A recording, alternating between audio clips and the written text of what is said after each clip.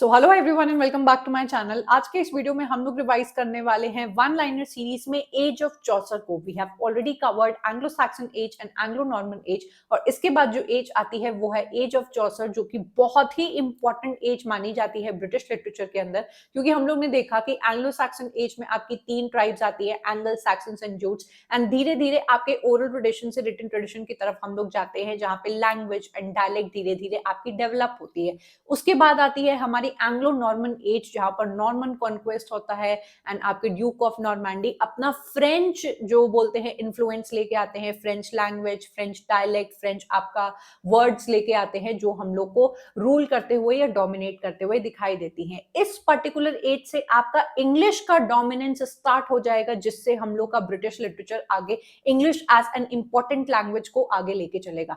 तो आज का वीडियो आपके लिए बहुत इंपॉर्टेंट होगा। मेक श्योर कि आप इसको एंड तक देखें। एंड अगर आप एक कोई न्यू स्टूडेंट है, आपने अभी तक मेरी पूरी वन लाइनर सीरीज को नहीं देखा है, तो प्लीज मेक श्योर कि आप ये पूरी प्लेलिस्ट को कंज्यूम करें। ये कंप्लीटली आपके लिए फ्री है एंड आपके different sections of the syllabus को मैंने बहुत ही इजी वन लाइनर्स के थ्रू पढ़ा के रखा है, जो आपको बहुत कम टाइम में बहुत ज्यादा इंफॉर्मेशन देने का काम करती है। Along with one liner series आपकी बहुत सारी पीवाईक्यू सीरीज भी चल रही है, तो मेक श्योर आप उनको देखें। एंड अगर आप मेरे पेड कोर्सेज में एनरोल करना चाहे तो ये नंबर दिया हुआ है, इस पर आप मैसेज करके हमसे links, details and free demo lectures ले सकते हैं, जिसको देखने के बाद अपने आप को सेटिस्फाई करने के बाद आप इन कोर्सेज का पार्ट बन सकते हैं। मेक श्योर कि आप लोग जरूर से क्वेश्चंस लगाएं। आपको हमारे प्लेटफॉर्म पे both year wise and section wise questions लगाने का ऑप्शन मिल जाएगा, जो आपकी प्रिपरेशन को 10 टाइम्स बेटर बना देगा। स्टार्ट करेंगे हम लोग अपनी एज ऑफ चौसर को। सबसे पहले हम लोग बात करते हैं टाइमलाइन के बारे में, जो कि है आपकी 1300 से स्टार्ट होकर आपकी 1400 तक जाती है। ये एक रफ टफ एज है। अगर हम लोग प्रिसाइसली बोलते हैं तो 1340 टू 1400 मानी जाती है, जो आपकी चौसर का लाइफ स्पैन भी होता है। आपकी ये जो एज है, एज ऑफ चौसर, कैसे एक पर्टिकुलर एज को एक राइटर के ऊपर नाम दिया गया है, इस पॉइंट से आपको ये समझ में आता होगा कि आपके चौसर मस्ट बी अ राइटर, जिन्होंने बिल्कुल शेप कर दिया होगा आपके इंग्लिश लिटरेचर को, या फिर उनका जो डोमिनेंस होगा, उनका जो इन्फ्लुएंस होगा, वो इतना ज्यादा होगा कि उनके ही नाम पर इस एज का नाम पड़ गया है, which is age of Chaucer. तो इस पर्टिकुलर एज में आप देखने वाले हैं कि चौसर ने कितना ज्यादा चेंजेस लेकर आए आपके लैंग्वेज में, लिटरेचर में, डायलेक्ट में, वर्ड्स में, इन एवरीथिंग।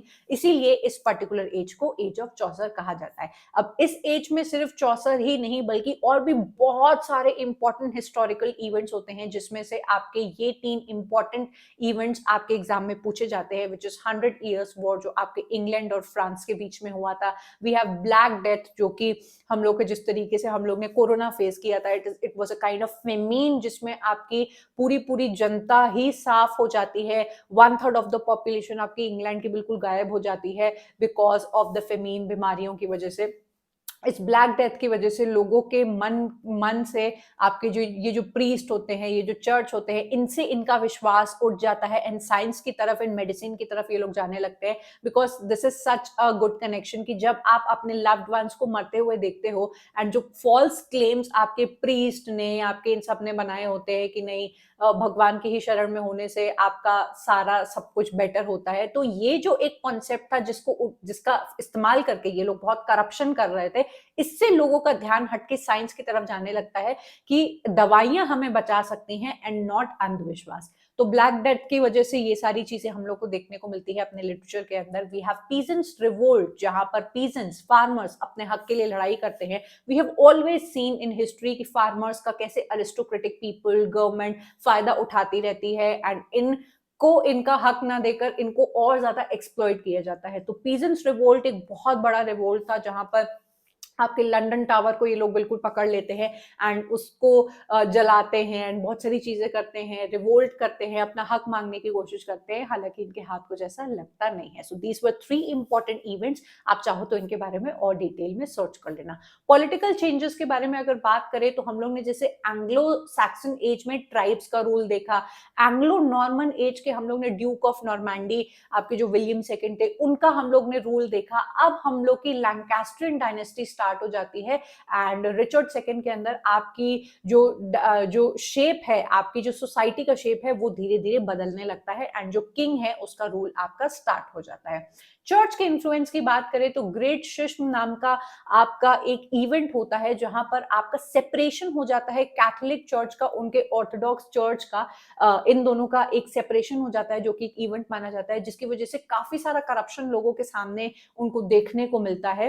तो दिस इज वन इवेंट जो आपको याद रखना चाहिए। 100 ईयर्स वॉर जिसके बारे में मैंने बात की, वो एक ऐसा वॉर होता है जहां पर England comes into war. 100 years war कोई छोटी चीज तो नहीं होती है फ्रांस के साथ। इस पर्टिकुलर वॉर की वजह से ना आपके जो इंग्लैंड के पीपल होते हैं उसमें बहुत ही पेट्रियोटिज्म एंड नेशनलिज्म की भावना बहुत ज्यादा डेवलप हो जाती है। इस पॉइंट को आप बहुत ही ऐसे कनेक्ट करके देख सकते हो कि इंडिया में जब आपके ब्रिटिशर्स आए थे तो उनको भगाने के लिए हम लोग के जितने भी इंडिपेंडेंस स्ट्रगल मूवमेंट चले थे तो उन सब मूवमेंट्स ने हम लोग देशवासियों को बहुत ही ज्यादा यूनिफाई कर दिया था। यूनिटी में हम सब लोग आ गए थे एंड हम लोग ने अपनी भाषा, अपने कल्चर, अपने ट्रेडिशन को आगे बढ़ाने की डिमांड की कि now we are not going to let you people rule on us and जबरदस्ती आप लोग जो अपना फ्रेंच इन्फ्लुएंस थोपने की कोशिश कर रहे हैं। जो ड्यूक ऑफ नॉर्मैंडी के आने के बाद फ्रेंच आपके अरिस्टोक्रेटिक पीपल की भाषा बन गई थी, फ्रेंच के वर्ड्स आपके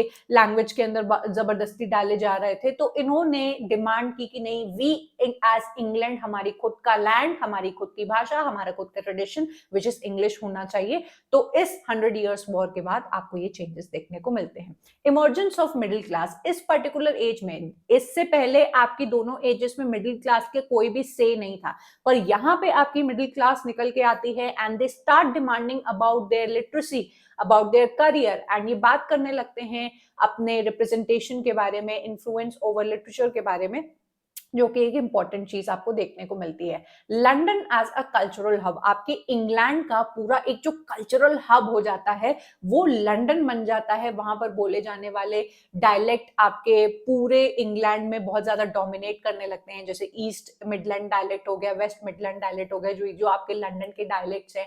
देन जो यहाँ का तौर तरीका, वाइब्रेंट जो ट्रेडिशंस हैं, इनका इनका कल्चर हो गया, पहनावा, एवरीथिंग बहुत ज्यादा डोमिनेट करने लगा। तो इस पॉइंट को भी आप लोग याद रखिएगा।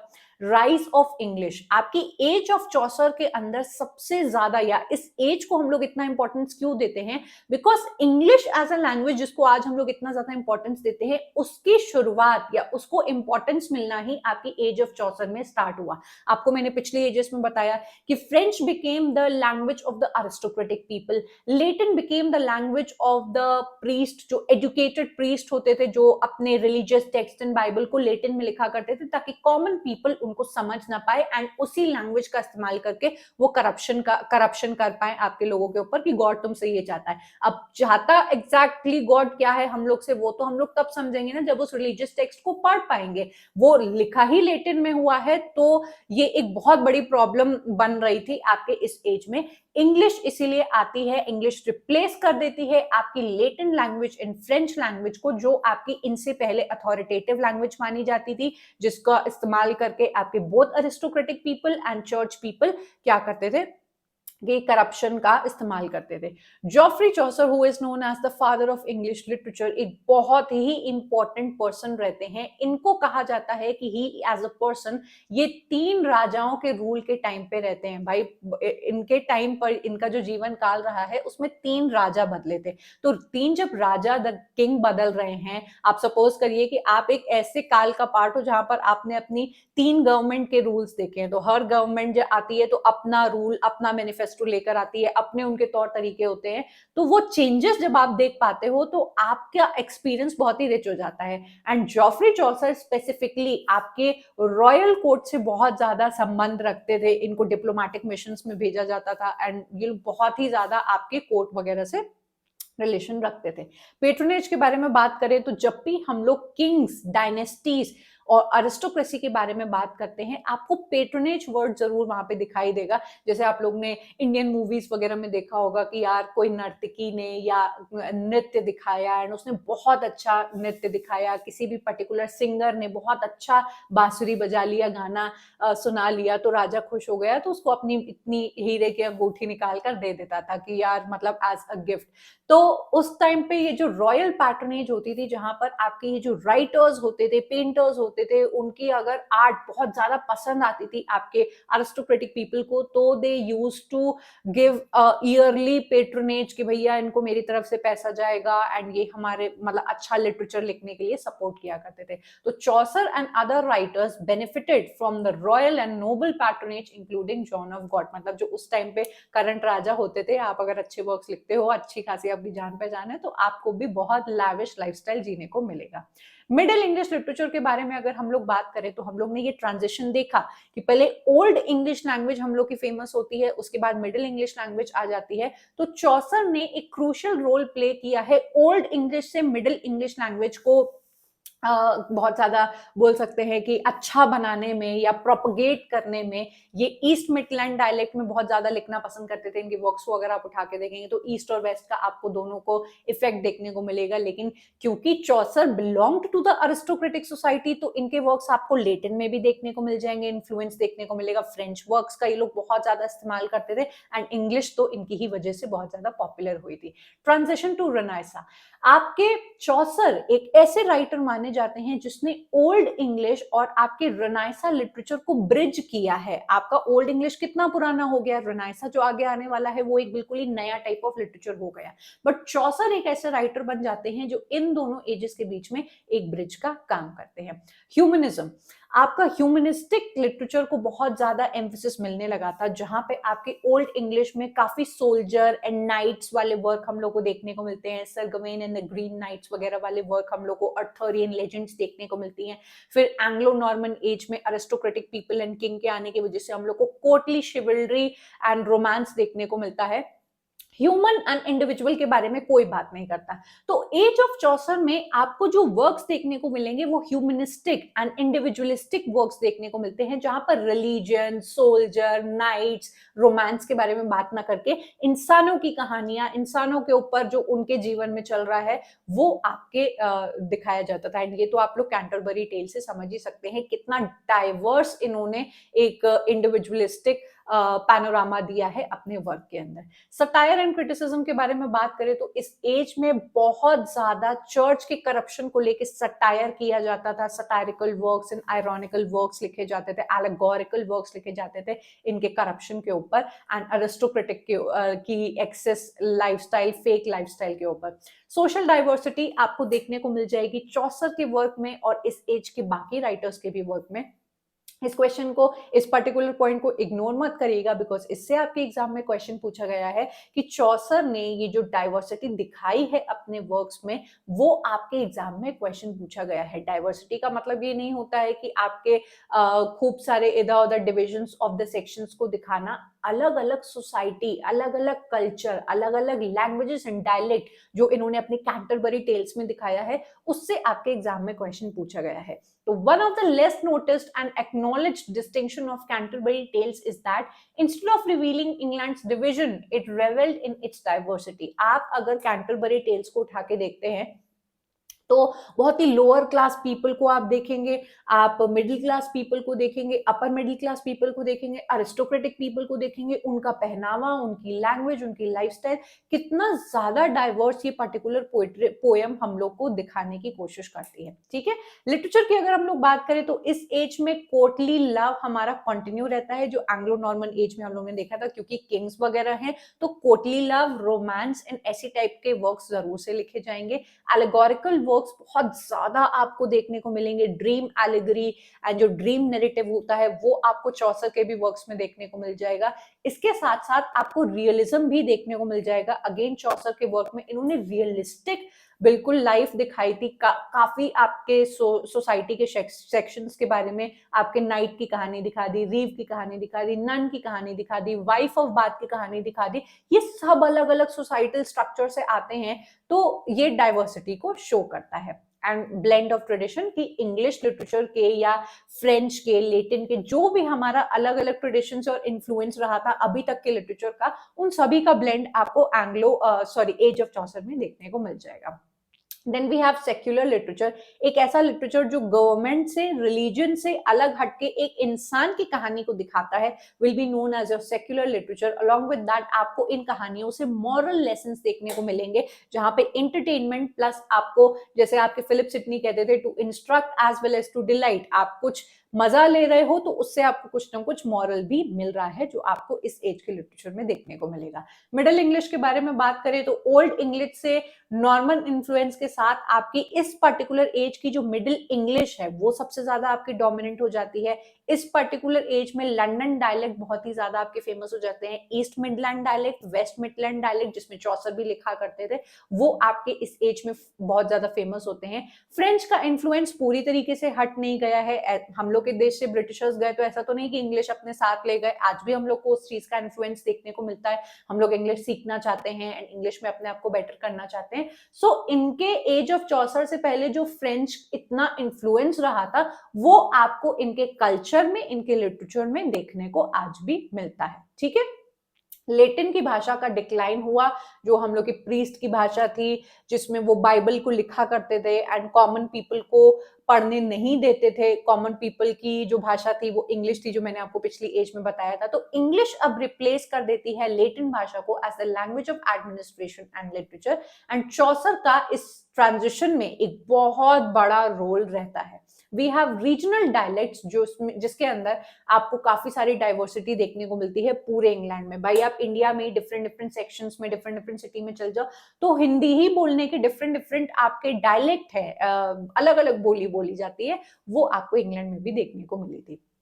राइटर्स के बारे में अगर बात करें तो इस एज के सबसे इंपॉर्टेंट राइटर हैं जॉफरी चौसर। अभी इनके इंपॉर्टेंट वर्क्स की मैं लिस्ट भी आपको दे दूंगी, तो परेशान मत होना। We have William Langland, Pierson Plowman, इनका बहुत इंपॉर्टेंट वर्क है जो कि एक सटायरिकल एलिगरी है, सोसाइटल एंड रिलीजियस इश्यूज के बारे में बात करती है, जरूर से आपको पढ़नी चाहिए, इससे क्वेश्चंस पूछे गए हैं। वी हैव जॉन गोवर का कन्फेशियो अमांटिस, ये जो वर्क्स मैंने येलो से हाईलाइट किए हैं इनको छोड़ मत दीजिएगा, इग्नोर मत करिएगा, इसके बारे में जरूर से पढ़िएगा। We have John Wycliffe, the very important controversial person, जो सबके सामने निकल कर आते हैं और लेटिन बाइबल लैंग्वेज को, बाइबल को कन्वर्ट करते हैं, ट्रांसलेट करते हैं टू इंग्लिश, ताकि आपके जो रिलीजियस टेक्स्ट है वो कॉमन पीपल के लिए तो अवेलेबल हो जाए। और इसकी वजह से aristocratic people and the aristocratic church people बहुत इनके साथ बुरा करते हैं। इनकी पूरी विक्लिफ की जो कहानी है कि क्या हुआ था, कौन सी लैंग्वेज से इन्होंने कन्वर्ट किया, फिर इनके साथ क्या हुआ, फिर इनके जो फॉलोअर्स होते हैं लोलार्ड्स जिनको कहा जाता है, उनके साथ क्या होता है, ये पूरी कहानी मैंने बाइबल ट्रांसलेशन वाले वीडियो में आपको बहुत अच्छी तरीके से समझाई है। मेक श्योर आप बाइबल ट्रांसलेशन अपने एग्जाम से पहले जरूर देखें। आप एक बार टाइप करोगे तो आपको मेरे चैनल पे वो वीडियो मिल जाएगा। We have the pearl poet, we have Robert Manning, ये इतने इंपॉर्टेंट नहीं है बट एक बार आप इनको पढ़ सकते हैं। Then we have Thomas Occleve and we have John Lydgate. अब आप जब अगर चौसर को पढ़ रहे हैं तो इसी पर्टिकुलर एज से लिटरेरी मूवमेंट में स्कॉटिश चौसरियंस एंड इंग्लिश चौसरियंस का एक लिटरेरी मूवमेंट है। मेक श्योर कि आपने literary movements in British literature को बिल्कुल पैरेलल वे में पढ़ा है, बिकॉज मूवमेंट से आपके एग्जाम में क्वेश्चंस पूछे जाते हैं। Make sure Thomas Occleve, John Lydgate and और भी बहुत सारे आपके लिस्ट हैं जो मैंने प्रॉपर पढ़ाए हैं, आप उनको जरूर से लिटरेरी मूवमेंट्स में जाके पढ़ सकते हैं। वर्क्स के बारे में बात करें तो कैंटरबरी टेल्स बहुत इंपॉर्टेंट वर्क है आपके चौसर का। We have Troilus and Criseyde, we have Langland का Pierson Plowman, we have Confessio Amantis, sir Gawain and the green knight, revelations of divine love, Julian of Norwich. Theme के बारे में बात करें तो इस पर्टिकुलर एज में faith, morality, love and satire जो लिटरेचर का जॉनरास है वो बहुत ज्यादा फेमस थे। स्टाइल के बारे में बात करें तो एलिटरेशन जो हम लोग के एंग्लो सैक्सन एज से चल रहा है, राइम जो एंग्लो नॉर्मन एज में फेमस हुआ, एंड एलिगरी जो इस पर्टिकुलर एज में बहुत ज्यादा चला, वो आपको देखने को मिल जाएगा with your realistic narratives. Legacy के बारे में बात करें तो एज ऑफ चौसर बहुत ही important work and important age मानी जाती है इंग्लिश लिटरेचर को बढ़ावा देने के लिए। बात करेंगे चौसर के वर्क की तो यहाँ पर मैंने प्रॉपर लिस्ट बना दी है। अगर आपको पढ़ना है कि चौसर के कौन कौन से वर्क्स हैं तो Romaunt of the Rose which is Roman de la Rose भी कहा जाता है, Book of Duchess, House of Fame, Anelida and आर्काइव, Parliament of Fowls, Troilus and Cressida, the Legend of Good Women, सबसे क्वेश्चंस पूछे गए हैं, कुछ भी छोड़ के मत जाना। एंड कैंटरबरी टेल्स तो आप सबको पता है कि नहीं छोड़ के जाना है। अगर कोई ऐसा बच्चा है जो कैंटरबरी टेल्स को पूरा नहीं पढ़ना चाहता है, सिर्फ इंपॉर्टेंट टेल्स आपको पता लग जाए कि यार ये 4-5 टेल्स पता लग जाए, इनको पढ़ लें क्योंकि ज्यादातर क्वेश्चंस इनसे पढ़ने हैं, तो इस पर्टिकुलर आपके इसका स्क्रीनशॉट ले लो। नाइट्स की टेल पढ़ के जानी है, miller's tale, reeve's tale, cook's tale, we have wife of Bath की टेल, पार्टनर की टेल, नन्स प्रीस्ट टेल। इनसे आपको क्वेश्चंस देखने को मिलेंगे ही मिलेंगे, तो मेक श्योर आप इन सभी टेल्स को कंज्यूम कर लें। एंड अगर आपने आज के वन लाइनर वीडियोस को लगाने के बाद आपकी एज ऑफ चौसर के क्वेश्चंस लगा लिए, तो भैया आपका एज ऑफ चौसर अच्छे से प्रिपेयर हो जाएगा। मेक श्योर आप ब्रिटिश लिटरेचर के सेक्शन वाइज क्वेश्चंस को लगा रहे हो, एंड अपने पूरे सिलेबस में किसी भी सेक्शन के क्वेश्चंस लगाना चाहते हो तो सेक्शन वाइज क्वेश्चंस आप लगा रहे हो। इससे आपकी प्रिपरेशन बहुत ही अच्छे डायरेक्शन में चलती है, एंड आप खुद जज कर पाते हो कि भाई मेरा ये वाली एज अच्छी प्रिपेयर है या नहीं, मुझे इस वाली एज पे और ज्यादा काम करने की नीड है। मेक श्योर कि आप मेरे पेड कोर्सेज को भी जरूर से चेकआउट करें। आपको अच्छा लगता है मुझसे पढ़ना तो जरूर से इनको एनरोल करें। ये जो नंबर यहाँ पे दिया हुआ है, इस पे अगर आप हमें मैसेज करते हैं तो आपको इन सभी कोर्सेज की details, links and free demo lectures मिल जाएंगे। इन कोर्सेज के आप लेक्चर्स को एक बार कंज्यूम करके देखें, I am sure you are going to love them, and इनको कंज्यूम करने के बाद आप इन सेक्शंस को अच्छे से प्रिपेयर कर सकते हैं। मेक श्योर कि आप मेरे यूट्यूब के सभी प्लेलिस्ट को अच्छे से कंज्यूम कर रहे हो, उनसे अपना फायदा निकाल रहे हूं, बिकॉज कई सारे इंफॉर्मेटिव वीडियोस मैंने बना के रखे हैं जो अगर आप एग्जाम से पहले देखते हो तो आपका बहुत अच्छा रिवीजन होगा। Lastly, do be a part of my community, that is Telegram and WhatsApp channel, because यहाँ पर ऑलरेडी बच्चों को बहुत सारी free services, free demo lectures and आपके PYQ test series, links and notifications मिलती रहती हैं, which I am sure you do not want to miss. तो जरूर से क्लिक करके इनका पार्ट बन जाए। डू लेट मी नो आपको आज का वीडियो कैसा लगा, एंड मिलेंगे हम लोग अपने नेक्स्ट वीडियो में, क्योंकि ये सीरीज चल रही है वन लाइनर्स की, तो उनसे आप लोग जरूर से जुड़े रहें। I am going to take your leave and I am going to meet you up next in yet another video. Up till then, bye and take care.